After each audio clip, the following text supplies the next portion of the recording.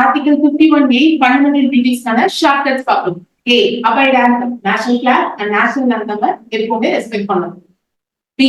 Post idea ஞாபகம் வச்சுக்கலாம். National struggle for freedom அவங்களோட நோபல் ஐடியாஸை ஃபாலோ பண்றது. C.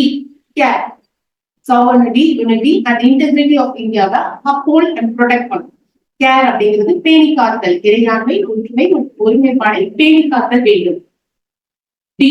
Defend, எதை டிஃபெண்ட் பண்ணணும்? Defend the country and return national service, நாட்டை பாதுகாத்தல் மற்றும் நாட்டு பணி ஆற்றுதல். E. Equality, சமத்துவமா பார்க்கிறது, மதம், மொழி மற்றும் வட்டாரம் சார்ந்த எந்த வேறுபாடுகள் என்று எல்லாரையும் சமத்துவமாக முடித்தது, அதுதான் ஈக்வாலிட்டி. எஃப்ங்கிறப்ப போட்டிகை பலப்படுத்துதல் ஞாபகம் வச்சுக்கோம். எதை பலப்படுத்த வேண்டும்னா பண்பட்ட கலாச்சாரத்தை பலப்படுத்த வேண்டும். To preserve the rich heritage of our composite culture. Green, G அப்படிங்கிறப்ப green ஞாபகம் வருது, natural environment, forest, lakes, rivers, wild life இதெல்லாமே ப்ரொடெக்ட் பண்ணணும்.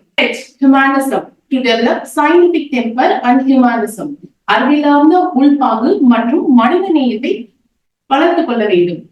ஐ அப்படிங்கிறப்ப வயலன்ஸ், எந்த விதத்திலும் வன்முறையை கையாளுதல் மற்றும் பொது சொத்துக்களை பாதுகாத்தல் வேண்டும்.